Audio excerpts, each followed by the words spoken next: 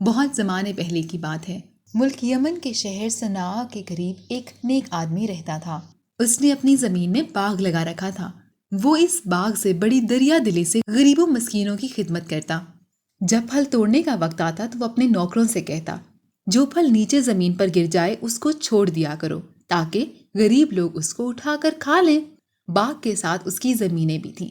جب فصل کی کٹائی ہو جاتی تو وہ غریب لوگوں کو بلاتا اور اس میں سے کچھ حصہ ان کو دے دیا کرتا تھا۔ اللہ تعالیٰ کو اس کی یہ بات بہت پسند تھی۔ پھر ایک دن وہ بیمار ہوا اور فوت ہو گیا۔ اس کے 3 بیٹے تھے جو اب باغ اور فصلوں کے مالک بن گئے تھے۔ وہ آپس میں کہنے لگے، دیکھو بھائیو، والد صاحب بڑے سادے آدمی تھے، اپنا مال مفت خوروں پر لٹاتے رہتے تھے۔ پھر ان کے پاس مال کی کون سی کمی تھی؟ ان کا خرچ کم تھا۔ اب ہم 3 بھائی ہیں، ہمارے بیوی بچے ہیں، خرچ بڑھ گئے ہیں اور مہنگائی نے ناک میں دم کر رکھا ہے۔ آمدنی وہی ہے جو پہلے ہوتی تھی۔ اب اس کے بغیر چارہ نہیں کہ خیرات و صدقات کا جو دروازہ ہمارے والد صاحب نے کھول رکھا تھا اسے بند کر دیا جائے، اپنے گاڑے پسینے کی کمائی ان مفت خوروں میں نہ لٹائی جائے۔ چنانچہ انہوں نے اپنا یہ معمول بنا لیا کہ فصل بہت سویرے اندھیرے میں کاشت کرتے، جبکہ کسی مانگنے والے کے آنے کا کوئی امکان بھی نہیں ہوتا تھا۔ اللہ تعالیٰ کو ان کی یہ بات بالکل پسند نہ آئی۔ پھر ایک دفعہ ایسا ہوا کہ ان کے باغ کا پھل پک کر تیار ہو گیا۔ انہوں نے اس کو کاٹنے کا پروگرام بنایا۔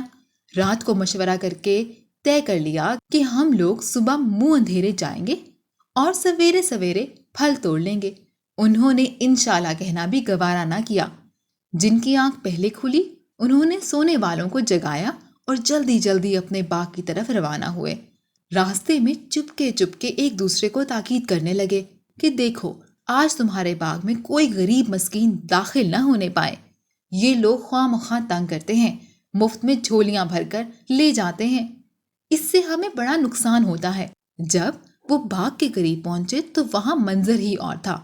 ہرے بھرے درختوں اور پھلوں سے لدی پھلی ٹہنیوں کے بجائے سیاہ ڈھونڈ مونڈ دکھائی دیے، جیسے کسی نے باغ کو جلا کر راکھ کر دیا ہو۔ پہلے کچھ ٹھٹکے خیال گزرا، ہم راہ بھول گئے ہیں اور غلطی سے کسی اور جگہ پہنچ گئے ہیں، لیکن جب غور سے دیکھا تو چیخ نکل گئی۔ واہ ویلا کرنے لگے کہ ہائے ہماری قسمت پھوٹ گئی، ہمارا باغ برباد ہو گیا۔ ان میں جو قدرے سے آ رہا تھا اس نے کہا، میں تو تمہیں بار بار نصیحت کرتا تھا کہ اللہ عز و جل کی حمد و تسبیح کرو، اس کے دیے ہوئے رزق میں سے غریبوں اور مسکینوں کو خوشی خوشی ان کا حق دو، لیکن تم نے میری ایک نہ مانی۔ اب چکھو اپنے کیے کا مزہ۔